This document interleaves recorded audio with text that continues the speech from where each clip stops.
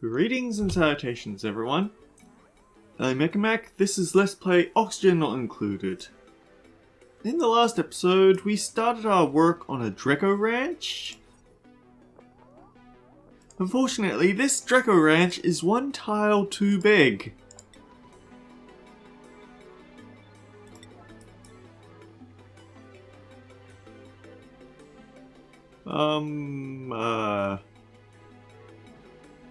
Just install it here, I guess.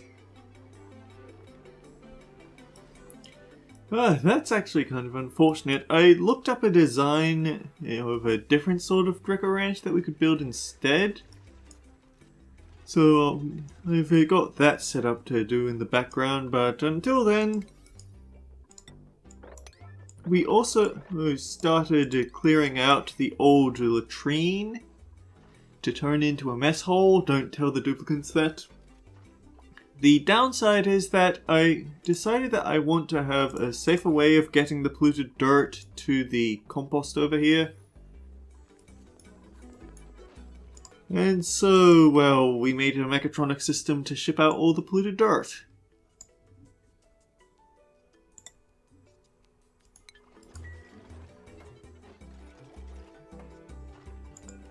Eventually this pufflet will grow up, and I've made an executive decision that I'm going to save scum every time we get to a printing pod package until we get either the 8 Paku, and then we immediately turn them all into Paku Filet, I'm sorry, or until we get the rare 12,000 Barbecue, because we desperately need to catch up on our Carnivore achievement.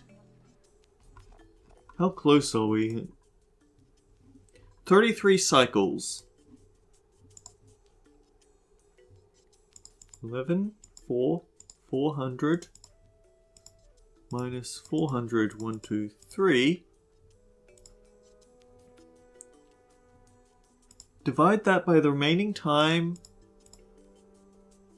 Yeah, the problem is actually that even though we have enough duplicants to eat all that meat, we aren't actually producing that much meat. Sure, we've got plenty of hatchlings up here, but we can't be sure how close. They take a bit of time to get into the little cubbyhole here.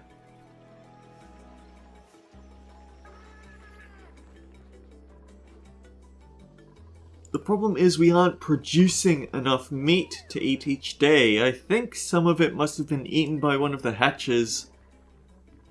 Because if they do get into here in time, then they can eat it before the auto sweeper can get it out.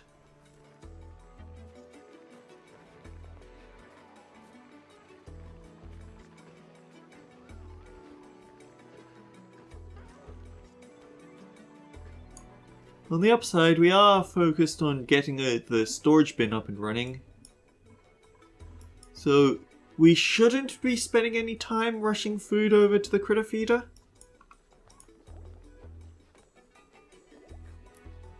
I know. Also, I'm glad that I was proven right. I felt it was the case, but wasn't certain. Even if you leave the door open, if you leave the permissions, they still respect the door permissions. Duplicants are smart enough to know that just because the door is open doesn't mean you're welcome. I've also had a realization that I do need to save on hydrogen. I can't just have, I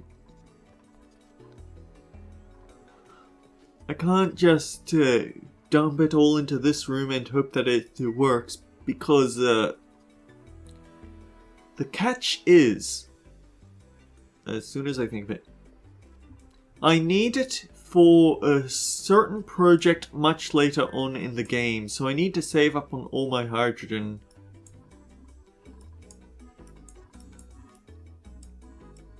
Even though I do need it for that Dreco Ranch.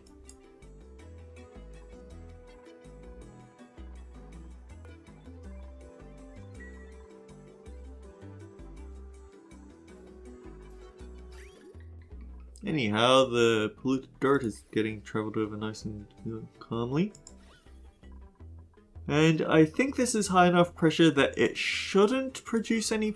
It shouldn't off-gas along the way, but just in case.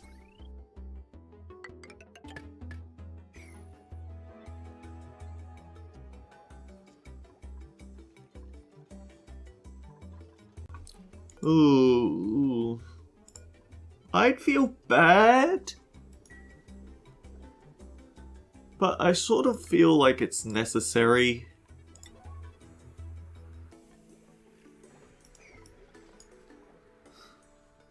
I might need to kill one of these puffs, even though they're harmless.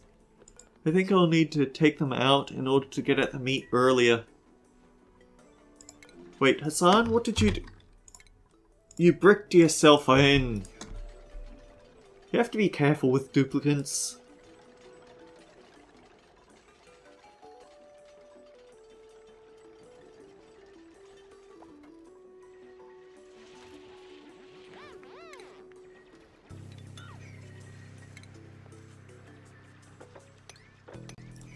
And then we need to move this lake away so we can dig up the rest of this area.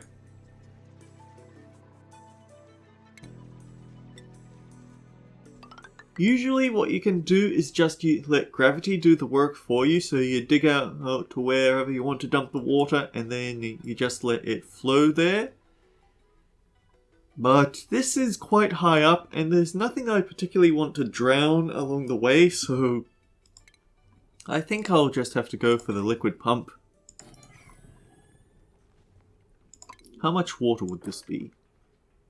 Roughly 35 tiles worth. Although maybe more, 28. Minus 4 for 24.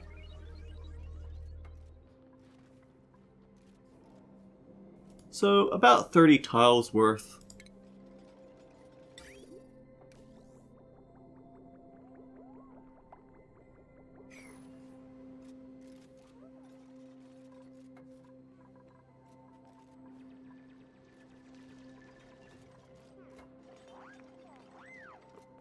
Of course, we have to make sure that we don't dig this up unless we're ready for it, because then we'll get a whole lot of polluted, ice cold polluted water in the base.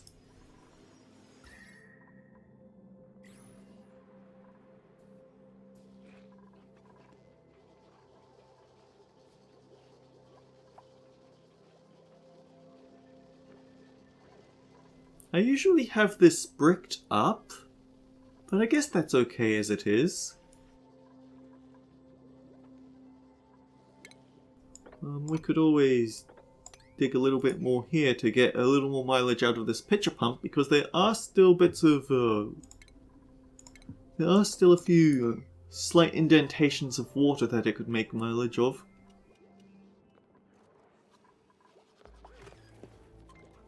And for some reason, all the hydrogen is building up here.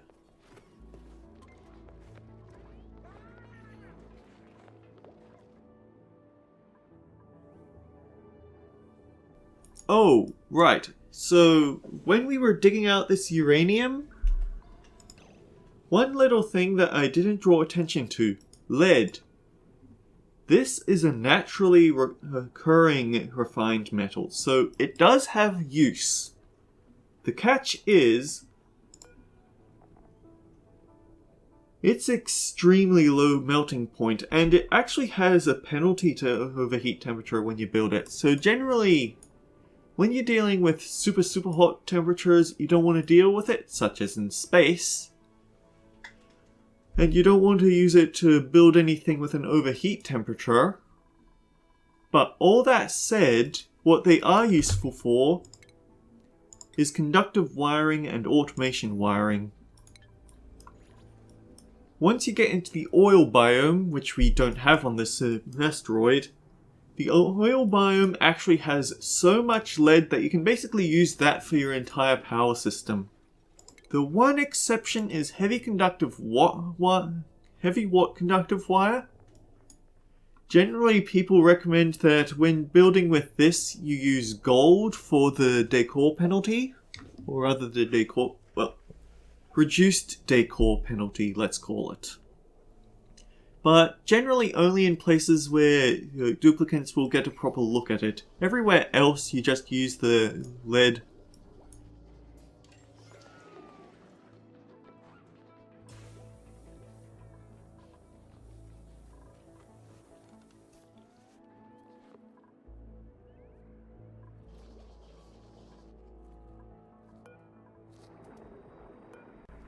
This tends to be what happens when you go for carnivore. You start looking at the animals and saying, okay, who's laid an egg and has become expendable?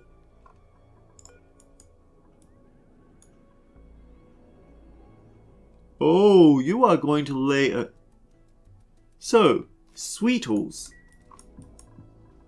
With hatches, all of them are roughly the same species, just with different diets. A lot of critters are like this. They'll change their functions a little bit, but they still are the same animal deep down. Sweetles are not like that. They're what's called a divergent species. Because... yeah, divergent is the name given to two different genders of one species, the Sweetle and Grubgrub, both of which are able to reproduce asexually and tend to grubfruit plants. When tending to grubfruit plant, both gender variants of divergent display exactly the same behaviors.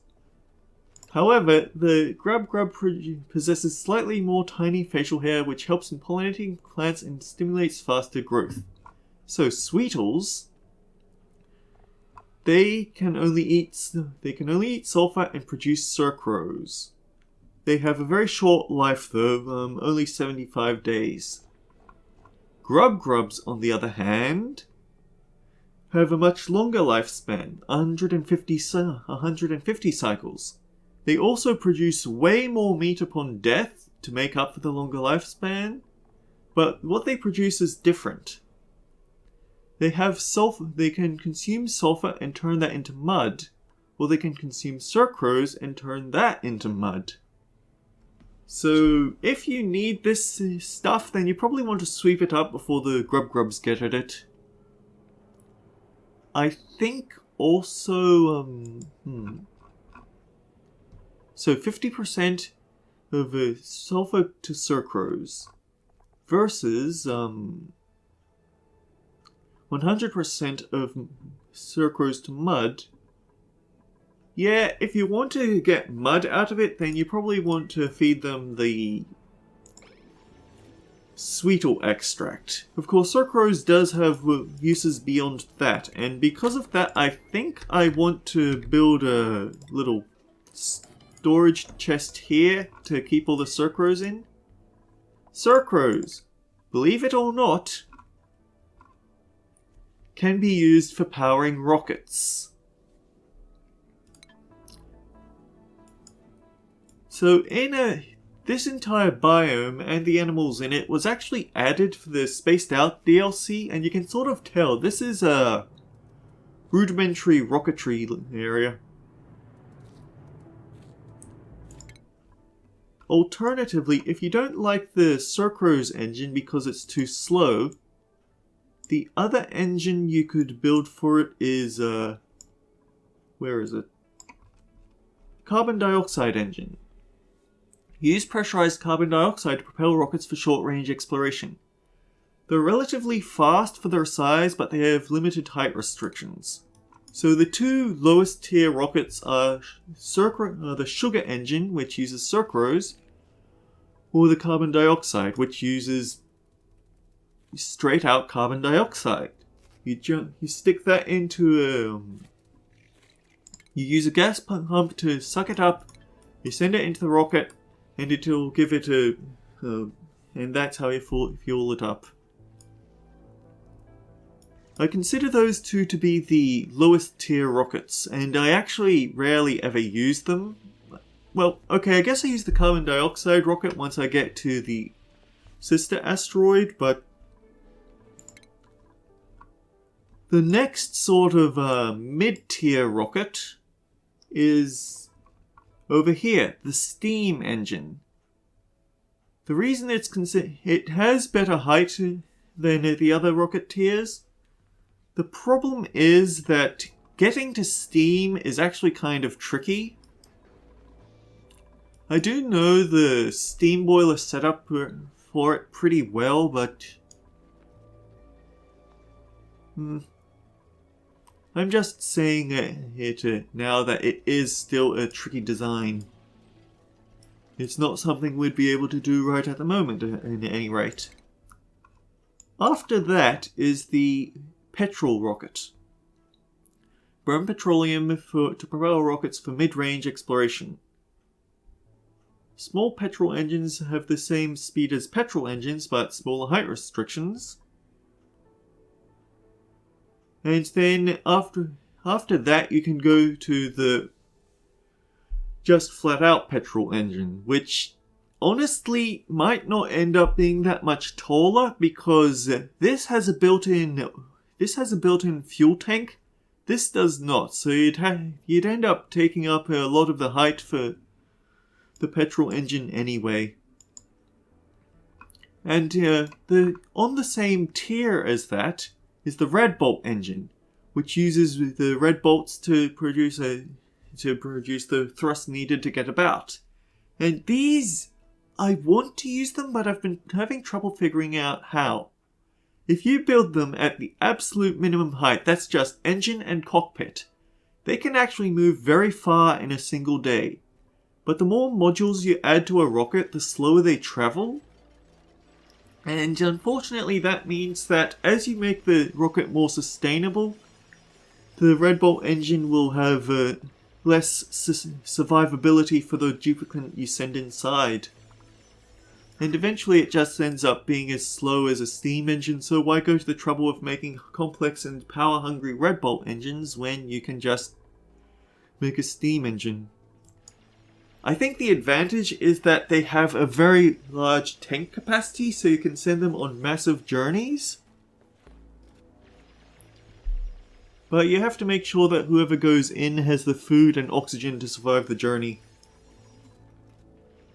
Which is probably another use for Oxlite, being able to pack all of your oxygen to be into a storage container.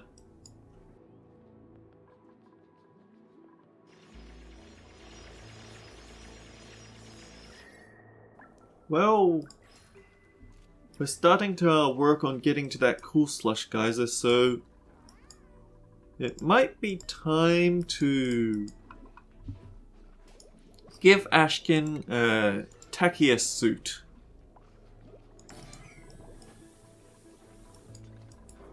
Anyway, this needs to be set to Sucrose.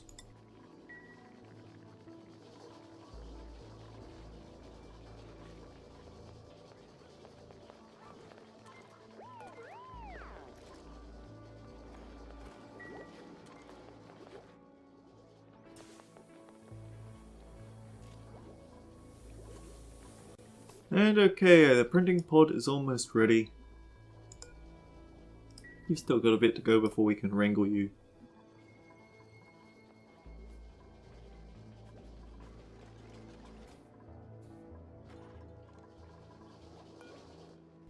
You are a tame Draco, so you are producing the eggs we want. You're also a Draco that's been munching on our mealwood. So eventually you'll produce the egg we want.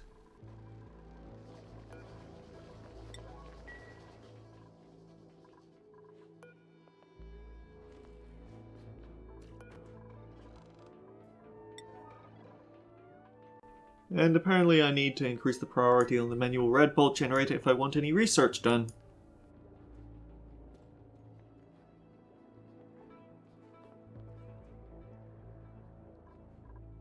What are you carrying? Ah. Okay.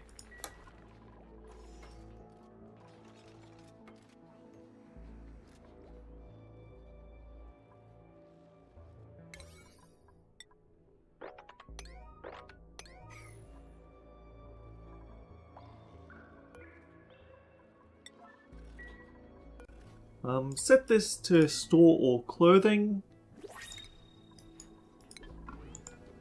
Okay. Pause. Save.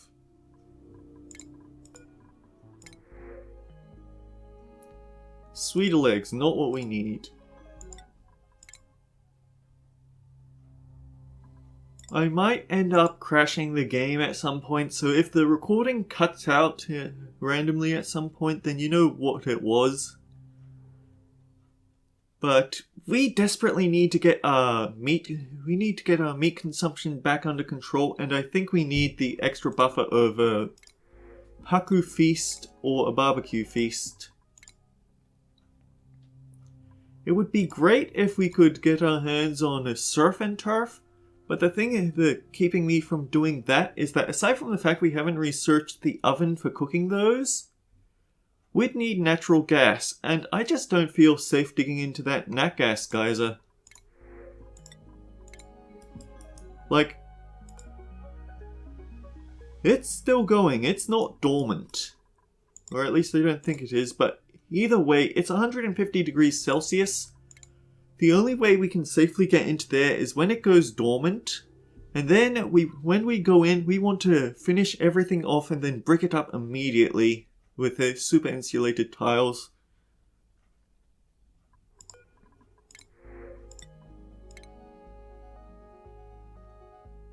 Yes, another bottomless stomach duplicant, because that's what we need. There's actually a thing about care packages in that certain care packages can't be provided for until you discover the element or the critter itself in the real world. So if we were to start on, say, a forest world, or a forest biome rather, then we wouldn't be getting any we wouldn't be getting the copper ore packages. Instead, we'd be getting packages for aluminum ore. But likewise, we can't get aluminum ore packages here. We have to wait until we discover the material in the real world. Wait, don't keep... Did I check what this is? Correctly? Unfortunately, no. But there's also a time lock on them. In the base game, it's impossible to get a Shove Vault care package until I think it's day 27? I think the days that the care packages will basically upgrade and add more to the roster are 24 and 48.